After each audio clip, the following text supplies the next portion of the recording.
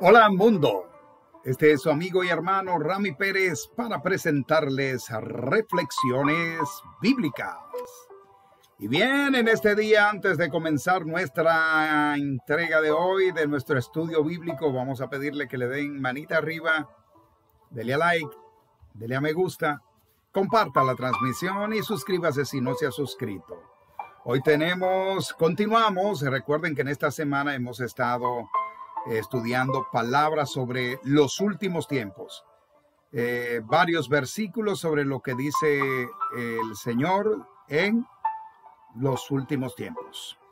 Así es que hoy nuestra entrega la hemos titulado En los últimos tiempos Dios hablará por su Hijo. Así es que pasamos a leer en el nombre del Dios Trino en los Hebreos. La carta a los Hebreos pasamos a leer en el capítulo 1, desde el versículo 1 hasta el 8. Y leemos en el nombre del Dios Trino, Padre, Hijo y Espíritu Santo, pidiéndole al Espíritu Santo que nos dé entendimiento de su santísima palabra. Y leemos así: Dios, habiendo hablado muchas veces y de muchas maneras en otro tiempo a los padres por los profetas, en estos postreros días nos ha hablado por el Hijo, a quien constituyó heredero de todo y por quien asimismo hizo el universo, el cual, siendo el resplandor de su luz y de su gloria y la imagen misma de su sustancia, y quien sustenta todas las cosas con las palabras de su poder, habiendo efectuado la purificación de nuestros pecados por medio de sí mismo, se sentó a la diestra de la majestad en las alturas, hecho tanto superior a los ángeles como heredó más excelente nombre que ellos. Porque, ¿cuál de los ángeles, a cuál de ellos dijo Dios jamás: mi hijo eres tú, yo te he engendrado hoy, y otra vez, yo seré a él padre y él me será a mí hijo? Y otra vez, cuando introduce al primogénito en el mundo, dice: adoradle, todos los ángeles de Dios, adoradle. Ciertamente de los ángeles dice: el que hace a sus ángeles espíritus y a sus ministros llama de fuego. Mas del Hijo dice: tu trono, oh Dios, por el siglo del siglo, cetro de equidad es cetro de tu reino. Wow. Bueno, recuerden que Jesús dijo: toda potestad me ha sido dada. Ahí está. Yo creo que ninguna parte más que en el libro de los Hebreos, en esta porción, explica cuándo y cómo Dios valoró a su Hijo delante de los hombres para que los hombres creyeran en él. Porque el trabajo grande de Cristo no fue venir y tratar de dar la palabra que Dios le había encomendado, sino el trabajo fuerte de Cristo fue tratar de convencer al hombre de que Él es el Mesías, de que Él es el enviado, de que Dios le había dado toda potestad sobre la faz de la tierra. Entonces, cuando el Señor habla aquí, está hablando el Espíritu Santo a través de la carta que envió a los Hebreos Pablo. Pablo le dice: Dios, habiendo hablado muchas veces y de muchas maneras en otros tiempos a los padres por los profetas. Es decir, le está explicando aquí a los hebreos que Dios ya le venía hablando a los padres de la fe, llámese Abraham, Isaac, Jacob, y a los profetas les había hablado de la venida del Mesías. He aquí yo enviaré un Salvador, dice el Señor, desde antes que existieran los reyes, incluso hasta los jueces. le está hablando a través de los padres y de los profetas al mundo. Y dice, y en estos postreros tiempos, estamos hablando de los últimos días. Recuérdense que estamos hablando de los postreros tiempos, de los últimos tiempos. Por eso hemos titulado la entrega de hoy, en los últimos tiempos, Dios hablará por su Hijo. ¿Cuál es su Hijo? Cristo Jesús. Entonces, la palabra de Dios que nos habla de Cristo y nos dice que Él es el enviado, a Él creedle, dice el Señor. Entonces dice aquí, en estos postreros días nos ha hablado por el Hijo, a quien constituyó heredero de todo y por quien asimismo hizo el universo.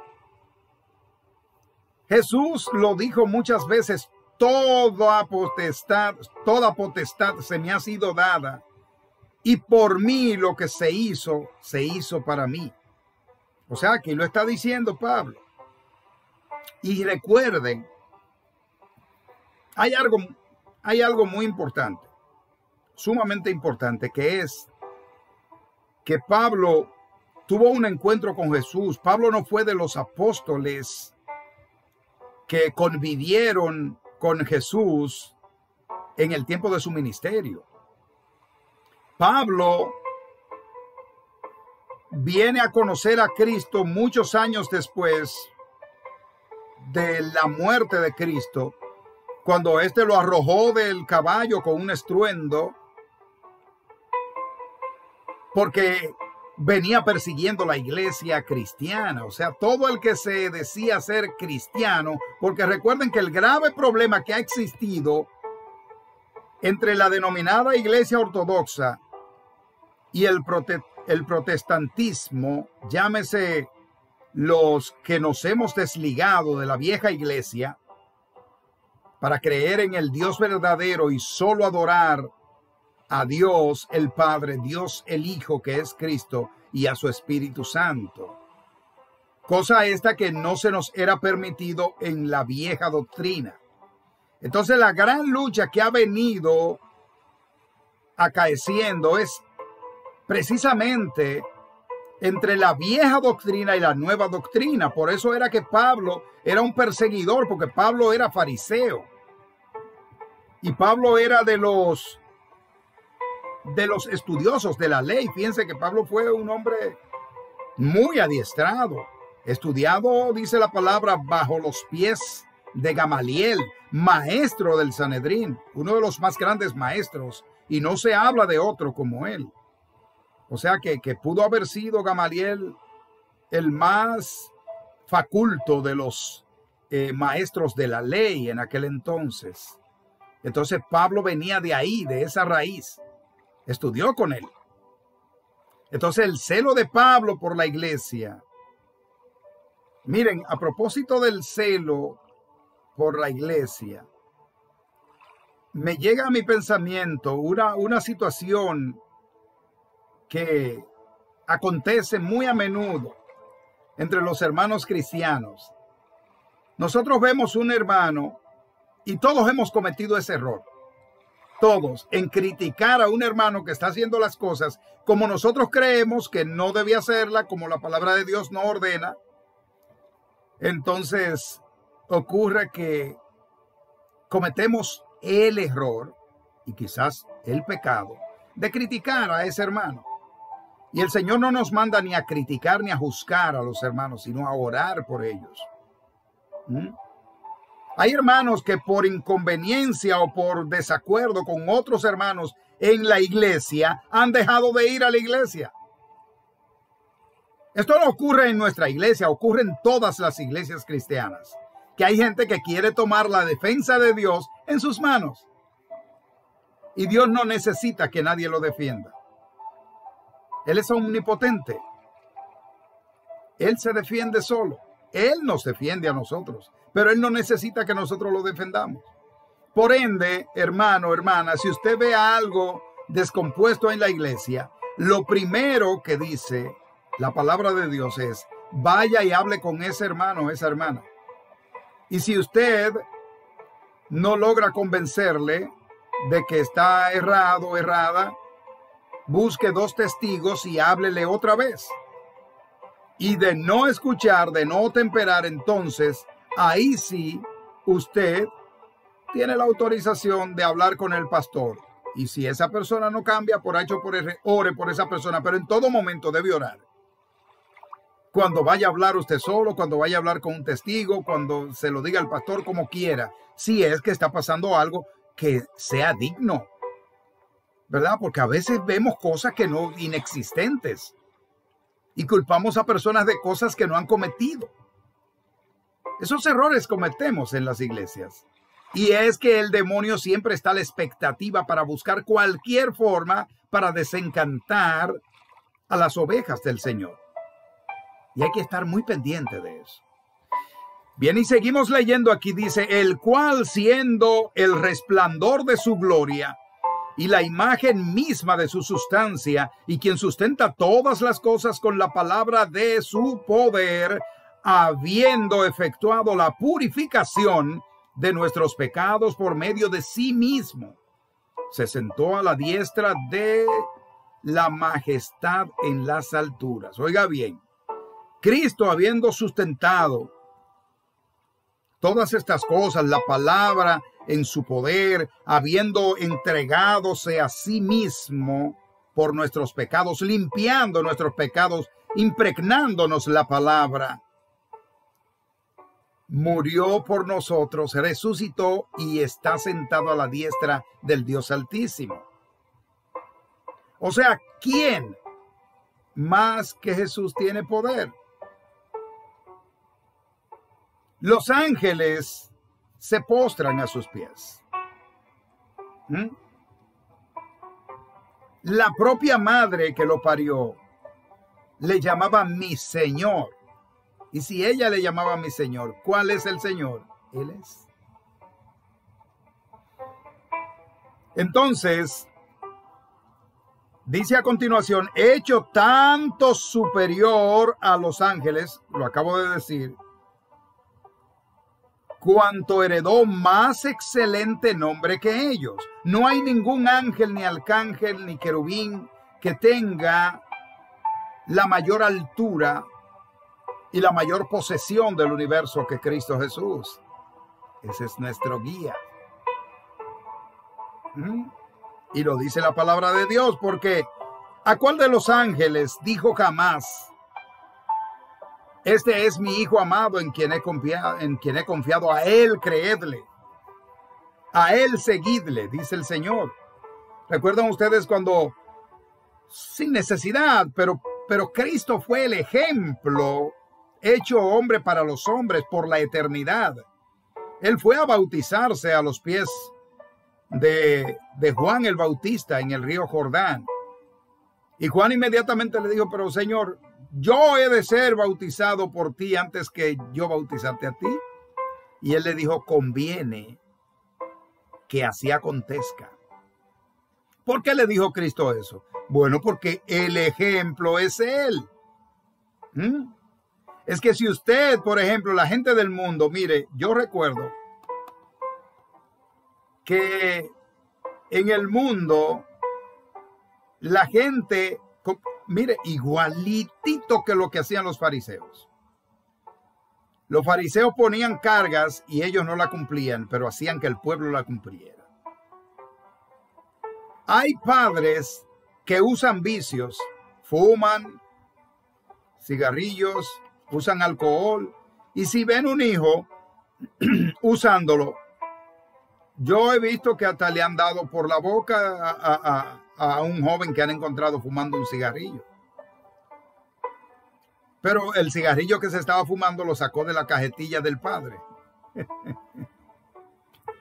Entonces díganme ustedes, ni está bien la una ni está bien la otra. Jesús dio ejemplo de cómo habríamos de comportarnos y de cómo habríamos de implementar la doctrina. Porque había mucha tergiversación en torno a la interpretación de la palabra de Dios. Y los fariseos daban una orden que no cumplían, pero entonces el pueblo subyugado tomaba acciones que no necesariamente eran del gusto del Creador. Por eso es que ustedes vieron que en la palabra también habla de dos que estaban orando y había uno que decía, sé propicio a mí, Señor, pecador, humillado ante el Señor. Y había otro que decía que yo no soy como aquellos que dan poco, yo doy mucho, etcétera. De cierto os digo que ya su paga ha sido dada. Cuando usted haga algo con su mano derecha, que no lo sepa su mano izquierda. El Señor Jesús nos enseñó un comportamiento que hoy día, todavía en los postreros días, la gente no ha aprendido a asumirlo.